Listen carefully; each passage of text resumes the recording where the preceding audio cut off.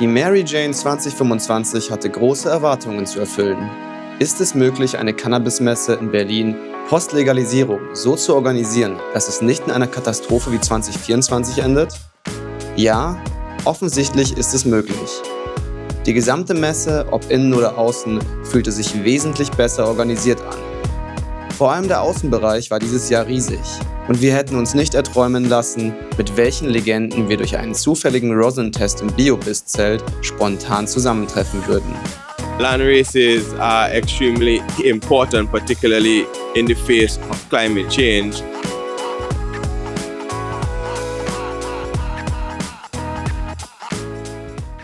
How much does rosin in average has the percentage-wise? How much do you see does it have? Like 50, 60. Okay. Yeah. Even higher. Yeah, higher. If it's really good, you may get up in the 70s. Okay, cool. And flower rosin? Flower rosin. Because that's hash rosin? Yeah. Flower rosin normally about like 50s I normally see, you know? Like 56, 52. I'm curious on how the terms are going to be. Because actually it's not a strain I would grow again. Okay. What strain it was? White Run 60 called from a German breeder. Yeah. But at first it had a lot of fruitiness and sweetness. Yeah. And after drying it, and I dried it with VPD, measuring the white and everything, it lost a lot of the fruitiness and it got really dank. Okay, alright. And got a whole surface. And it's the thing is, I think you are the only guys that tested out with the first ones an extra. These other lady. I'm pretty sure there's gonna be a lot of people who would be interested. Just earlier we met a guy who had like 9 jars of rosin with him. No. He said he didn't bring this other case because it only fits 9 jars. Ah, yeah. One in 9 jars. What's what happened? Can you just learn too? Yeah. We pressed it yesterday, but flower of it. Yeah, we had a session and we bought a press and people could press their own rosin. Nachdem Maxi sein 6 Monate altes Hunters Runs Rosin aus unserem letzten Seed to Harvest getestet hat, wollte Luigi auch noch das Rosin testen, das er selbst aus seinen eigenen Blüten auf der Caluma Jungle Session gepresst hatte. Maxi sprach in der Zwischenzeit mit Dr. Machel Emanuel, einem bekannten Botaniker aus Jamaika, über das Thema Landrassen. Wir verblieben damit, dass wir uns für den nächsten Tag zu einem Interview mit ihm verabredeten, direkt nach dem Vortrag seines Kumpels Kandidkush, einem der besten Cannabis-Fotografen der Welt. It was a pleasure to meet you.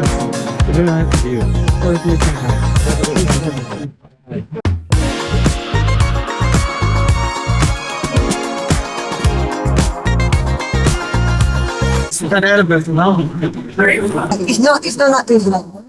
Without nothing.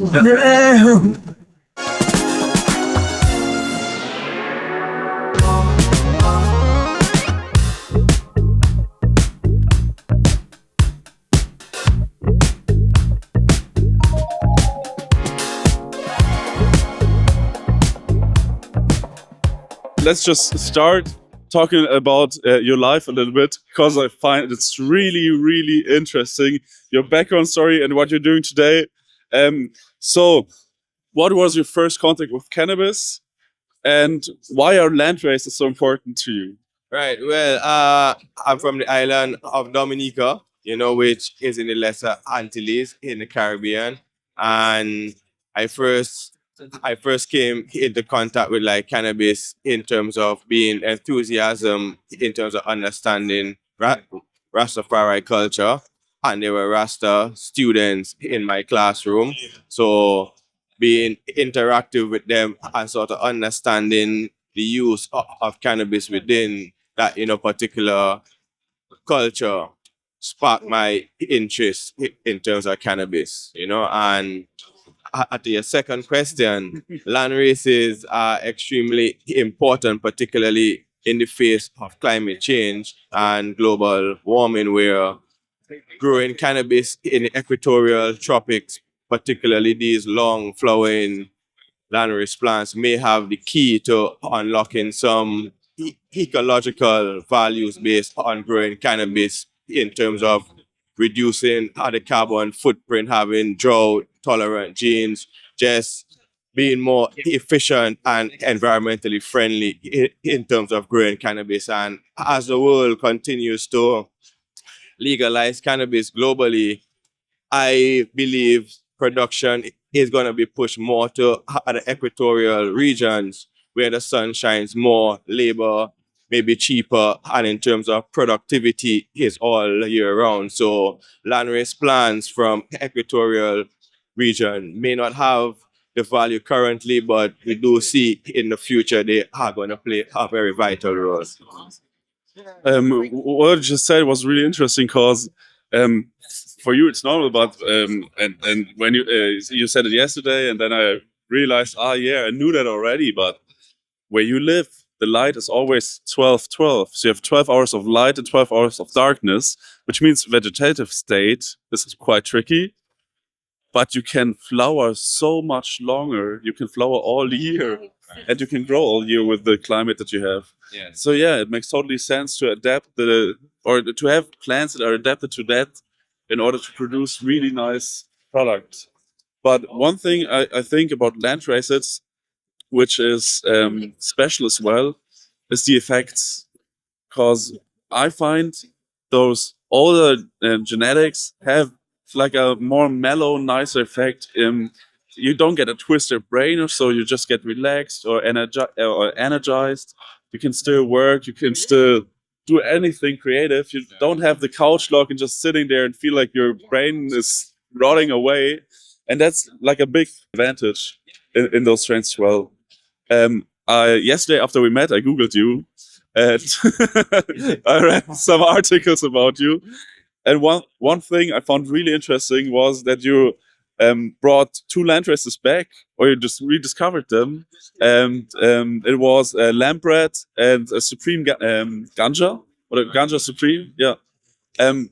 What's the story behind that? Why was it important for you to be able to breed these again, or to have those genetics back again? Yeah, because the war on drugs in the Caribbean, right, during the Prohibition era, that was very rough in terms of the paramilitary style enforcement that was sponsored by first world governments. And we even saw like herbicides being sprayed from like helicopters. So that put a really serious damper in terms of hampering cannabis genetics in the Caribbean, particularly the landrace plants. They got really decimated. So over a decade of that, we saw the introduction of temperate hybrids. And these temperate hybrids were grown for practical reasons, because in a tropical climate, they won't be able to vegetate. So from seed to harvest can be as short as 10 to 7 weeks, you know?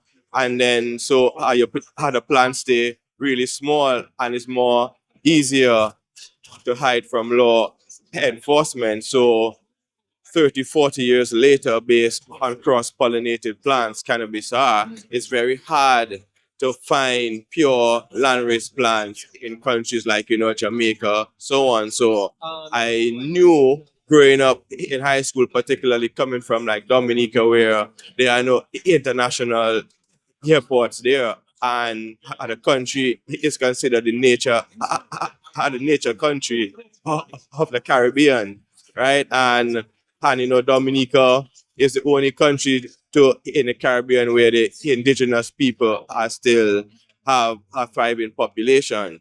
So like their land races are still there, and other Caribbean countries like St. Vincent, St. Lucia, and like that nostalgic value based on growing up and using landrace, and that euphoria is very different to modern day cannabis today. So research is going on to understand how the phytochemical profile really unlocks that euphoria you feel, and we have not really been able to get there yet, because there are so many different types of compounds in various concentrations that provide that entourage feeling. So as we begin to unlock these, potentials based on research, it will be good to have landrace plants preserved, being able to grow, to be able to do that type of work, But working with landrace plants are very difficult because one of the most difficult things is to find a pure female plant, because a farmer is trained to be able to remove the male plants from his field, and he's applying that selective pressure.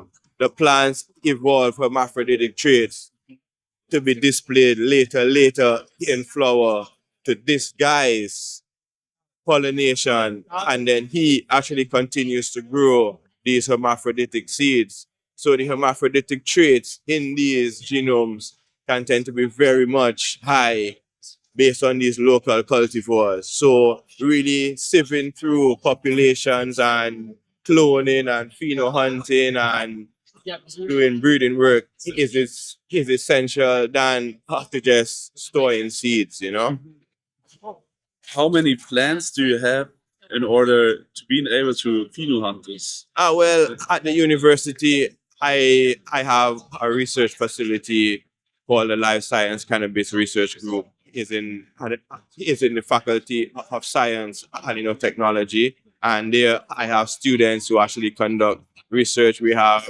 breeding chambers, we have greenhouses, we have open field cultivation. How's the field of study called?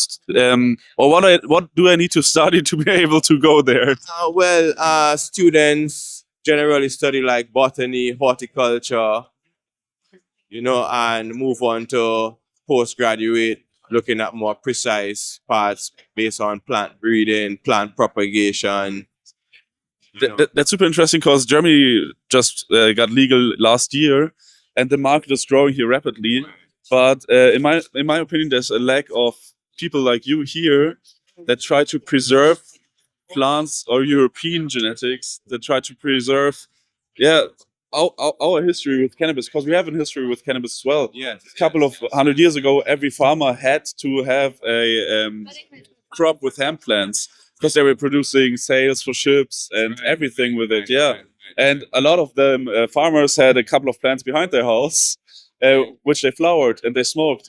And there's a story of a famous German or Bavarian musician and artist, and he said he went to the smallest villages in Bavaria, and there was an old lady sitting in front of the house smoking a joint. And he asked her, are you smoking a joint? And she said, no, I never would do weed.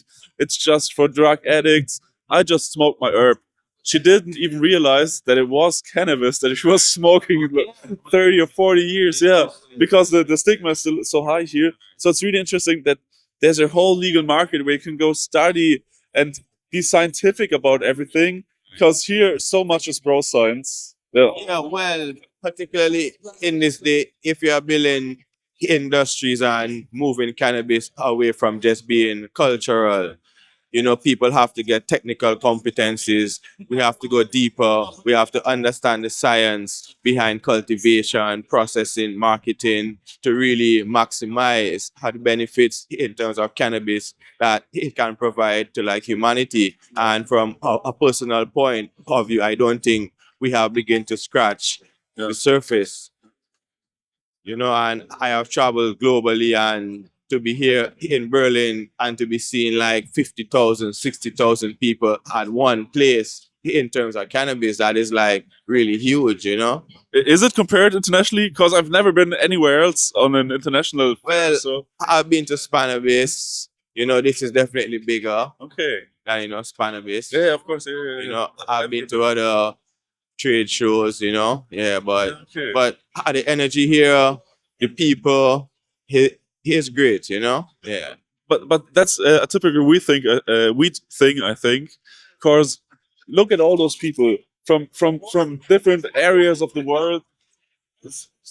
Most of them wouldn't even talk when they met on the street by accident, but everybody here is connected. Nobody is aggressive or doesn't make any stress. It's just a good vibe, and it's just because of the plant. Yeah, it's just because of the herb. Yeah, and what you just said was cannabis is moving more away from the just being part of the society to being Being cultural Yeah, to yeah. industrial, you know? yeah. Yeah. But you actually are currently writing a book Yes. about society cannabis. Can you tell us a little bit about your book? Yeah, so the book came about based on my learned friend here, Kandidkush, who is a international cannabis photographer. He does amazing work, and he lived in the US, grew up in the US, so he wanted to experience something different. So I invited him to come to Jamaica for us to do some work, you know, and then he accepted that, you know. So based on the documentary that we did, we even did some scientific work based on collecting plant data, herbarium samples, interview with like farmers, and he documented it based on a videography, photography standpoint. So there was a first article that was published in High Times, which scratched the surface based on what the book will actually be, you know, and then there will be a couple publications which are currently drafted, and then the book to seal up the entire project, you know. Was it your first time in Jamaica when you visited him? Yeah, it was definitely my first time in Jamaica, and it was quite the experience. I had never traveled internationally with all of my equipment, and so I had to buy 2 big Pelican cases, pack all my strobes, all my camera gear. I definitely feel like I may have overpacked. Just, I want to make sure I had everything, but it came in handy because I brought 2 drones, right? Like a bigger one and a smaller one, and the big one was loud. So the smaller one turned out really well. But what was, I think, really impactful about the experience was I was able to shoot editorial style of the farmers and the places and document that journey, and then also take back samples to Machel's office at the university and set up a photo studio and do the motion, like the 360 flower stuff and the macros and the micros. And so we get these like really cool images of like portraits of the farmers and then portraits of their trichomes. And so that I think is like really dope. So if you cut off a branch in order to make a picture in the lab there back then, how much time do you have before the bud looks shitty? So I learned the environment in which the plant is grown in plays a huge role. So that is a huge challenge, right? And so in the States, I would always keep it on like a little, like maybe they have them here for like roses. You buy a rose at the store, it has a little water thing to keep it alive. That is good for the shooting time. Now I've learned if you take as big of a stalk as you can, trim off the sides, it's like a big drinking straw. And I've kept the plants alive for like 3 weeks. What? Like the plant, the leaves like will curl after like 2.5 weeks or so. But if you're only focusing on the trichomes, it's probably going to be fine. In Jamaica, I learned, and we went to the Black River Morass, which is like this swampland area where they dig out the swampland, build a raised bed, and like hydroponically grow. Basically, right when we cut that, the plant almost immediately wilted. It felt like from like the humidity and the heat, and it was used to being constant water. And so we brought it back, and it was pretty sad looking, but we still shot it. So. Because that's a problem that we had. Yeah. My last grow was with Athena and in Hydro Cocoa. Yeah. And we cut off the branches, and 5 minutes later it looked dead. You have to be really quick. I've some farmers have told me that like there could be like an air bubble or something that goes into the stem, and that is like kind of the lethal part of it. So basically, I'm cutting a plant and I have water right away to put it on there. Okay. And then I take it over there and I'm super particular and I pull it out and put it in water. And I like always have it on water. And I end up cutting down the plant as I'm working through the shots. And at the end of the day, it'll just be like a tabletop of like plants in little water tubes and stuff like that. And so I'm like pretty particular about that. Nice. Yeah. Compared to the States, you're from California? Yep. Yeah, I live there, yeah. Compared to the States, how did the plants in Jamaica look? Because I've read that they can be like almost 4 meters tall and have huge buds since they're sativas. Yeah. Well, the thing is, not much sativas are currently being grown. Okay. It's mostly hybrids. Okay. You know, so since the 90s, based on the introduction of these hybrids, the landrace plants don't really exist anymore. You know, so you see farmers utilizing supplemental lighting to vegetate plants to get larger. Okay. Yeah, we did visit one farm that had like the sativa plants, and I remember you were measuring up and lift your arm up. Yeah. So if you lift your arm up I now, still had to go that's higher. that's how high it was. Yeah. And I got a picture of that, and that was pretty cool. I did notice when I went to Thailand, I got to go to the northeast of Thailand where they had large like sativa farms, and they would be as tall as the papaya trees or taller. And they were like the single stalk with like the branches coming out. And the farms I visited, those were used more for like medicinal like oils, and they had like seed in it that they would shuck the seed for the next planting crop. But then I would say back to Jamaica, we saw a pretty large spectrum of flowers from like hybridized like California kind of style in the ground, and then in pots and shorts.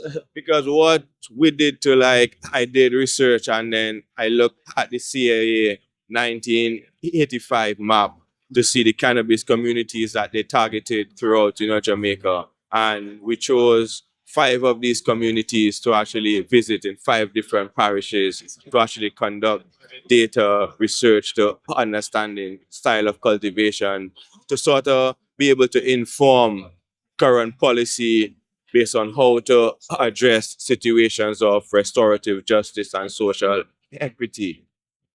Okay, crazy. Yeah, it was fascinating. Dreams come true. It Yeah, sounds yeah, like, they do. yeah, crazy. Haben wir noch irgendeine Frage? What's your advice for somebody that's new coming into cannabis macro photography or macro photography in general? Like, where would you start? I would start with getting a digital camera, a tripod, and some type of a macro lens. It doesn't have to be the most expensive. It doesn't have to be the most fancy. Just get an introduction to it, because macro photography is very different than just like street photography or product photography, people photography. And you want to make sure that like you're passionate about the subject and the style of photography that you're doing, and that's how you're going to excel at it. And I've dabbled in portraiture, landscape, editorial, product, and then finally got my way to macro photography. And now I'm just like down the rabbit hole of like, can I get closer? I got to get closer. I want to see more type of stuff. And as that unfolds, you'll discover more gear. You'll find forums. You can reach out to photographers like me on Instagram or social media, my website, my email or whatever. And I try to talk to most people. And so basic digital camera, basic macro lens. You can always add extension tubes to get closer.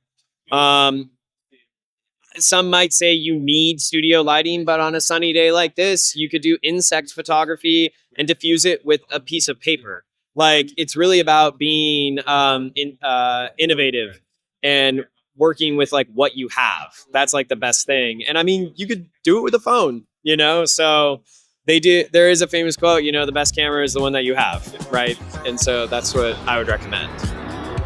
Vielen Dank fürs Anschauen des Videos. An dieser Stelle nochmal meinen tiefsten Dank an Kandidkush, eine wahre Inspiration. Wir verstanden uns so gut, dass er mir diesen Print von einem seiner besten Shots von Trichomen mit einem Harzfaden schenkte. Ein besseres Geschenk hätte man mir nicht machen können.